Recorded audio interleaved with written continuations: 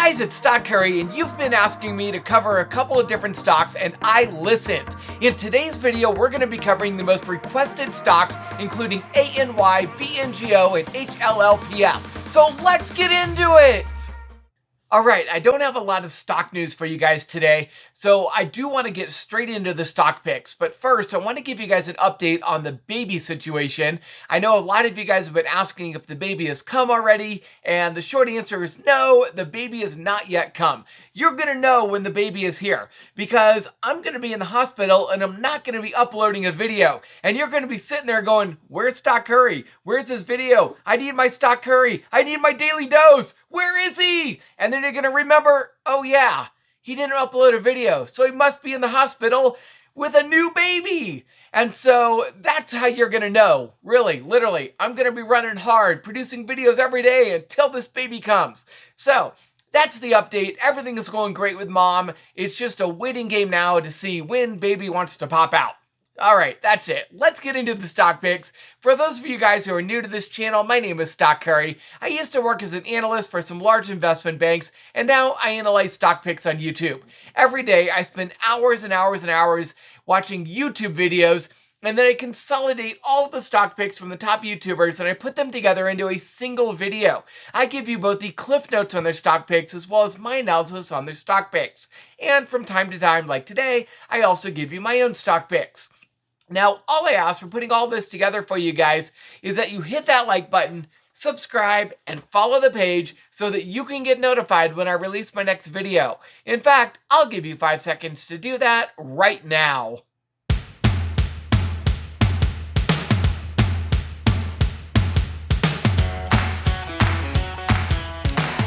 Alright, before we get into today's stock picks, I just want to remind you that I am not a financial advisor. Nothing I talk about today is a recommendation to buy, sell, or hold. These are just my opinions, which may or may not be accurate. Please do your own research before investing in any asset. If you're wondering what you're looking at right now, this is the Webull desktop app. Webull is the app that I use for my trading, and it is also the app that I use in all of my videos. Alright, let's get into today's stock picks. First up is ANY. This is Sphere 3D. Quite a few of you have asked me to cover ANY, so let's talk about it. Now, I'm going to tell you up front that I don't know a lot about this company, but I did dig through some news and try to understand it a little bit better. ANY is merging with Gryphon Digital Mining. Together, ANY and Gryphon Digital Mining will be working and addressing the environmental concerns of Bitcoin mining, and that has piqued the interest of Elon Musk, which has many speculating that Elon Musk might become a board member in Q4 of this year. In fact, the stock was halted of trading on the pending news of that being a possibility. When ANY completes their merger with Gryphon, ANY will become the largest Bitcoin miner. But more importantly, ANY will be the only Bitcoin miner with a negative carbon footprint. That is the direction that Elon Musk would like to see Bitcoin mining go, and it addresses many of the environmental concerns that caused Bitcoin's price to drop earlier this year. All of that is great for the company fundamentally, but what most people seem to be interested in is the short squeeze potential at ANY. So let's talk about that. Now, the short interest is only 6.18%, which seems quite low. The days to cover is also low at only 0.46. But if we look further, we can see that the utilization is at a massive 98.81, which means nearly every available share to short has already been shorted. And the cost to borrow is a mind-blowing 45.17%, which is quite high. Now we can see on Ortec's chart how the utilization dropped as the share price started to run up last month, but it has since skyrocketed again. Now, verifying that on Fintel, we can see how the shares left available to borrow are only 8,000, so that lines up with the utilization rate we saw on Ortex. We can also see that the short borrow fee is 40.27%, which also lines up with Ortex. And what's most interesting to me is how Fintel gives ANY a short squeeze score of 89.41, which puts ANY at 23 out of 5,530 stocks for short squeeze potential. In other words, ANY is in the top 0.4% of all short squeeze stocks. Now, the question was posed how the merger might affect the share price. Well, the merger will involve ANY providing shares for the purchase of Cryphon. That is going to cause a share dilution, which will automatically drop the value of the shares currently in circulation. That should also lower the share price in the short term. We saw the same thing happen when Support.com merged. Its share price tanked after the merger, even though the utilization was at 100%. So I would not be surprised to see the same thing happen with ANY. The question is, can ANY short squeeze prior to the merger? The merger is expected to complete at some point in Q4 of this year. Q4 starts on Friday. While I don't think ANY will short squeeze before Friday, there is a chance that the merger might not take place until later in the year, say November or December, and that might give ANY a chance to short squeeze. So if I were to play this stock, I would buy it now in hopes of a short squeeze, but I would sell right before the merger in what I believe will be a buy the hype, sell the news event. Next up is BNGO. This is Bionano Genomics. A lot of people have been asking for an update on BNGO, so let's get into it. First, let's take a look at the fundamentals. BNGO grew revenues 226% year over year in Q2. They also saw 93% growth in sales of their nanochannel array flow cells. Further, they finished Q2 with $332 million in cash on hand. They are selling their machines worldwide, including North America, Europe, and Asia. So fundamentally, BNGO is looking great. They are burning through about $40 million in cash each quarter, so that $333 million they have will last BNGO about another 2 years. Now technically, BNGO is very neutral right now. It did bounce off of the 300-day EMA recently, and it is now trading above the 10-day and 21-day EMAs, but still below the 200-day EMA.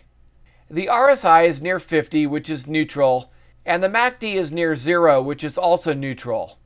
So BNGO would not make a good short-term trade. This is much better as a long-term hold. Now let's take a look at tip ranks to see what other people have to say about BNGO. First of all, we can see how analysts rate BNGO a strong buy.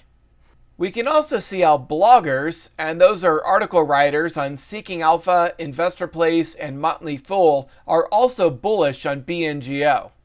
But we can also see how TipRanks investors are very negative. TipRanks investors are just regular investors like you and I. So in other words, retail investors are very negative on BNGO. Also, taking a look at the insider trading activity, we can see that there was one informative buy and sell in the past year, and it was actually a buy.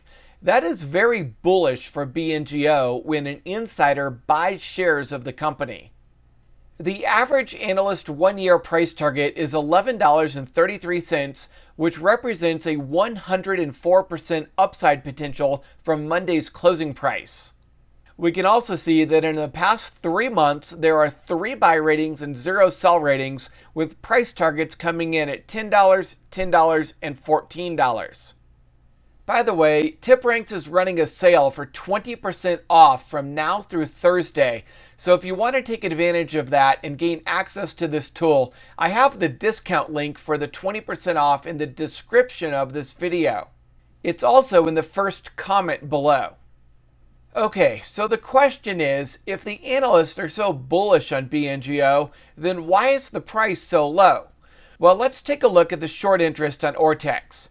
The utilization is at 83%, which is quite high, but it's not yet maxed out. The short interest is also at 16.45%, which again is high, but not incredibly high. What's really telling, though, is the days to cover. The days to cover is a massive 7.60.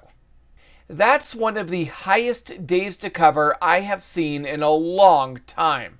So in reality, BNGO is heavily shorted, even though it could get worse. So in summary, BNGO has great fundamentals, and analysts predict BNGO will double in price over the next year, but the price has been pushed down by short sellers. I do not think a short squeeze is imminent, but the short interest does mean that BNGO has a lot more upside potential than downside potential. I really like BNGO as a long-term hold, and I would rate it a buy. Next up is GGPI. This is a SPAC. GGPI is merging with Polestar. Polestar is a spin-off of Volvo, and they're an EV manufacturer in Europe. Polestar has plans to quickly expand globally. Through their partnership with Volvo, they have access to 6 production facilities around the world and have a 7th production facility planned for 2024. The merger was just announced on Monday, and that's why the share price ran up over 4% on Monday. Now clearly SPAC mania is over, because had this been February, GGPI would have run up more than 40%. Zip Trader said this could be a very interesting EV play. I would only play GGPI short term for now until the merger is complete. We've seen most SPACs drop below their $10 floors once the merger completes, and I would not be surprised to see GGPI do the same. We should see some volatility in the short term, which might make GGPI a good day trade. But as a long-term hold, I would wait until after the merger is complete and try to buy GGPI at around $8. Next up is HLLPF. This is HelloPal. A lot of you have been asking for an update on HLLPF, so let's talk about this one. Now, HLLPF remains a good play fundamentally, with continued massive year-over-year revenue growth. They are losing money by choice in order to spend a massive amount on marketing, and even at their current cash burn rate, they still have over a year of operating expenses and cash on hand. So if the fundamentals are so good, why is HLLPF dropping? Well, there's a few things to discuss, and it can all be summed up into one word: China. Keep in mind that HLLPF has 2 main business lines. One is their international communications app called HelloPal, and the other is their cryptocurrency mining service, where HelloPal users will be able to own portions of mining machines and collect the crypto mined from those machines. It is also important to keep in mind that while HLLPF is a Canadian company, over 60% of their users are based in China. It's also important to note that HLLPF recently purchased a cryptocurrency mining company in China. Now, over the summer, HLLPF dropped from over $1 a share down to 50 cents when China announced that they were banning cryptocurrency mining in the country. HelloPal sent out a press release and stated that since they were an international company, they could simply move their crypto mining machines to other parts of the world where cryptocurrency mining is legal. But it's not clear if they actually did that or if China seized the machines. Either way, the share price dropped down to around 50 cents on that news and then hovered between 45 and 50 cents for quite a while. Then, in the beginning of September, HLLPF announced that they were starting the process to seek NASDAQ listing. That would be huge for the company because it means retail traders would be able to buy HLLPF on platforms such as Webull that don't allow OTC trading. The share price jumped to 74 cents before starting to go back down again. And now China has come out banning foreign entities from providing cryptocurrency mining services to Chinese citizens. Well, that is a huge problem for HLLPF because they are a foreign entity and they were planning on providing cryptocurrency services to Chinese citizens. So literally, the whole reason HLLPF ran up from 10 cents to over $1 has now been destroyed by the Chinese government. Now, the good news is that HLLPF is no longer as heavily focused in China as it once was. They have now expanded heavily to the Middle East. So HLLPF can still roll out their cryptocurrency mining to users in the Middle East and the rest of the world. They just need to recode their software to ban users in China from receiving access to that portion of the app. And that's why the cryptocurrency mining has not yet been rolled out, even though it was supposed to be released already. So overall, it's just a ton of bad news for HLLPF due to multiple Chinese crackdowns.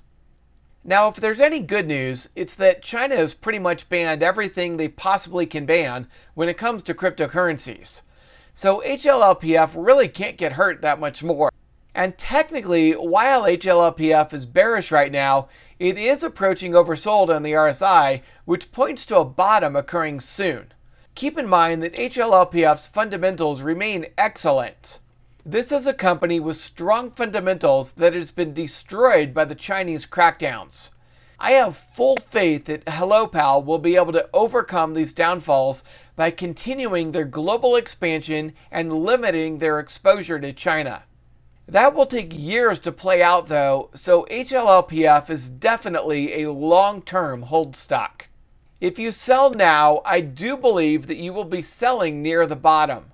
I will continue holding HLLPF for years, and I'm going to give this company time to continue growing globally. I also believe NASDAQ listing is going to be very favorable for HLLPF, assuming they do in fact get listed at some point next year. And last up is a little bit more information on SoFi. This is SoFi. This is an online fintech startup. Yesterday we talked a little bit about SoFi, and today Stockbo went into more details on why he likes SoFi. He talked about how they doubled their user base last quarter, and how if SoFi gets their banking charter, SoFi expects their EBITDA to double. The number of financial products being used by SoFi customers rose 243% year over year to 2.6 million. And their financial services revenue rose from $2.4 million to $17 million in the past year also. Further, SoFi recently acquired Galileo, which is a platform that is generating $167 million in revenue and $69 million in profit. So SoFi is growing rapidly, which justifies its high price to sales ratio of 17. Stockmo said SoFi is higher risk than other fintech companies such as Square and PayPal, but that it also has more upside potential. 83% of the locked up shares have already been released, so most of the downside pressure is gone for SoFi. At this point, it's mostly just a waiting game for SoFi to get their banking charter, which, by the way, they applied for back in March of this year. Alright, I hope you enjoyed this video and get a lot out of it. Comment down below what your favorite stock pick is. And if you're looking for a broker to trade with, you can sign up for Webull using my link in the description below. When you sign up using my link in the description below and deposit just $100, Webull's going to send you 2 free stocks worth up to $2,300. Now, if you're not a US resident, or if you're looking to trade OTC penny stocks, or if you just don't like payment for order flow, then I recommend Interactive Brokers. Interactive Brokers is a great trading platform. They have highly discounted trading throughout the world, with trades starting at just $1 US, $1 Canadian dollar, or 4 euros, depending upon where you live. And of course, both Webull and Interactive Brokers offer the full pre-market and after hours trading from 4 a.m. until 8 p.m. Eastern Time. Now, I do want to remind you that I have material connections with both of those brokers, so whenever you sign up for either one, not only are you getting a great broker to trade with, you're also helping me to continue to produce these great videos for you. Now, finally, I want to remind you to hit that like button, subscribe, and follow the page if you haven't already. I hope you have a lot of success trading, and I will see you tomorrow.